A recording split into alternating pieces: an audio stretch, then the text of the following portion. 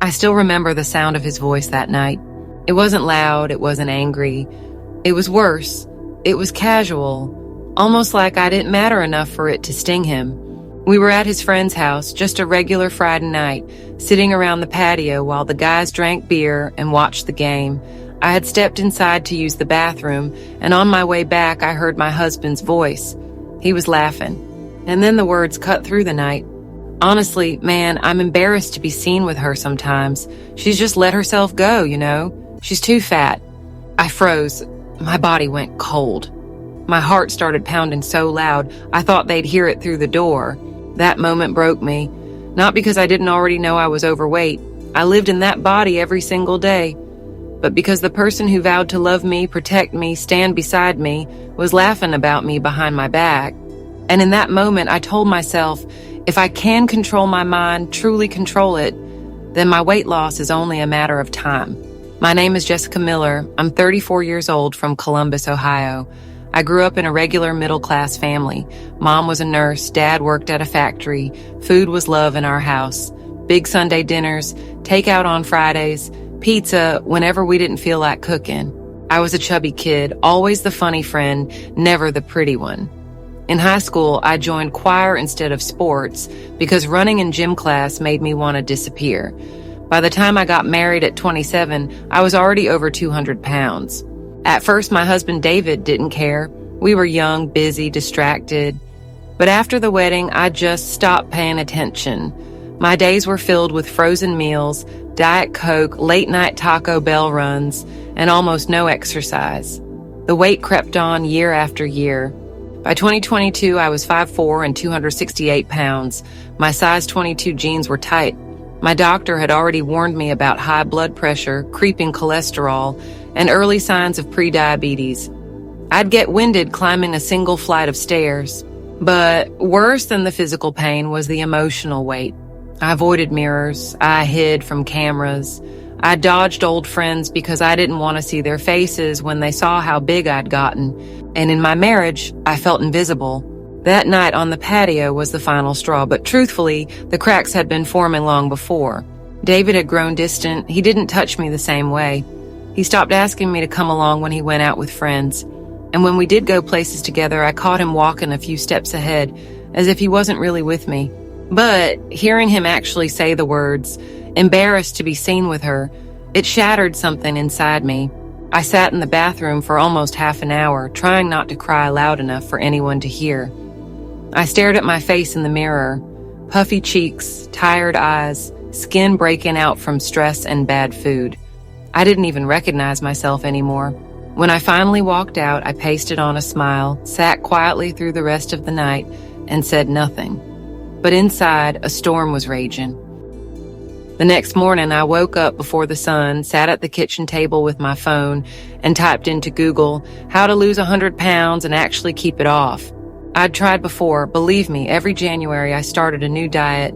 Keto, Atkins, intermittent fasting, Weight Watchers. I always lost a few pounds, then gained it all back, plus more. But this time, something felt different. It wasn't about looking hot. It wasn't about fitting into a dress. It wasn't even about him. It was about respect. Respect for myself. Respect for the body I'd been trashing for years.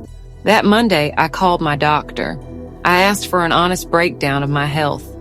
She looked me straight in the eye and said, Jessica, if you keep going the way you are, you'll be diabetic within a year.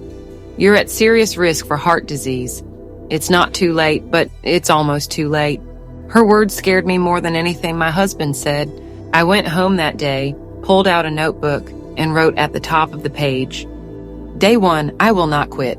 I weighed myself, 268 pounds. I took photos, front, side, back, even though I wanted to delete them instantly. I logged everything I ate that day, a McDonald's breakfast sandwich, a bag of chips, 3 sodas, leftover lasagna. No judgment, just honesty. And then I wrote a promise to myself. This time, I won't chase perfection. I'll chase consistency. The first month was brutal. There's no sugarcoating it. I swapped out fast food for simple meals, grilled chicken, rice, vegetables. I started drinking water instead of soda. I cut my calories down to about 1/800 a day, tracking everything in my Fitness Pal. The cravings hit like a freight train. At night, I'd lie awake thinking about Doritos. I cried once in the parking lot of Kroger because I wanted ice cream so badly. And the gym. Oh, the gym. The first time I walked in, I almost turned around and left. Everyone looked so fit, so confident. I climbed onto the treadmill, punched in 2.0 bake camps, and lasted 8 minutes before I was drenched in sweat, gasping for breath. My face beat red. I thought, this is impossible. I'll never make it. But every time that voice spoke up, I reminded myself of those words I heard on the patio. Too fat, embarrassed, and I let that pain fuel me. I started small. 3 days a week at Planet Fitness, walking, then light weights. By the third week, I could walk 20 minutes without stopping. By the sixth, I could jog for a minute. The scale started to move, 262, 259, 254. I kept a log, writing down each weigh-in on Sundays. The first time I saw the 250s again, I cried in the bathroom. Not because it was a magic number, but because for the first time in years, the trend was down. Friends doubted me. You've tried before, Jess. You always quit. Even David barely noticed. When I lost the first 15 pounds and told him, he shrugged and said, we'll see if it lasts. It hurt, but in a strange way, it helped. Their doubt became fuel. And quietly, before breakfast each morning, I started a new little routine, something small I'd read about in a forum. I won't share the details here just yet, but I'll just say, it gave me energy I hadn't felt in years, and it kept me moving forward. By month 4, something changed. I walked up the stairs at work one day, 3 flights, and realized I wasn't out of breath. For the first time in over a decade, I stood there at the top, smiling like an idiot, just breathing normally. At home, I pulled out an old pair of jeans I hadn't fit into in years, size 18. They slid on. A little snug, but they zipped. I danced around the bedroom like a fool. That's when it clicked. This wasn't just about weight anymore. It was about proof. Proof that I wasn't weak. Proof that I could stick to something. Proof that I could rewrite the story I'd been telling myself since childhood. I started meal prepping every Sunday. Chicken, turkey, sweet potatoes, vegetables in little containers. No more guessing, no more, oops, I forgot. At the gym, I pushed harder. I learned to lift weights properly, squats, deadlifts, bench press. The soreness was real, but so was the pride. I even made a few gym friends, people who cheered me on instead of judging me. Compliments started trickling in. My coworker Sarah said, Jess, your face looks slimmer. My mom told me, you look younger. Even strangers at the grocery store smiled differently. And then one morning, standing in front of the mirror after a shower, I caught myself smiling at my own reflection. That hadn't happened in years. Every morning I did my little routine, water, vitamins, a quick stretch, and that secret weapon I mentioned earlier. It made my energy feel limitless. And for the first time in my adult life, I felt like I was actually in control. The milestones came slowly at first, then like a landslide. At 240 pounds, my doctor said, your blood pressure is back in the healthy range. At 225, I officially reversed my pre-diabetes risk. At 210, I ran my first full mile without stopping and cried the whole way. By Christmas of that year, I was down 60 pounds. My family didn't even recognize me when I walked into the party. My little nephew tugged my sleeve and said, Aunt Jess, you look different. In February, I hit Onderland, 199 pounds. I remember stepping off the scale, covering my mouth and whispering, I did it. I took a photo in the mirror, holding the scale like a trophy. I went shopping for the first time in years without crying in the dressing room. Size 12 jeans, medium tops. I twirled in front of the mirror, laughing like a teenager. And the best part? Movement felt fun again. I hiked with my sister in Hocking Hills. I danced at my cousin's wedding without worrying who was watching. I ran around the park with my niece until she begged me to slow down.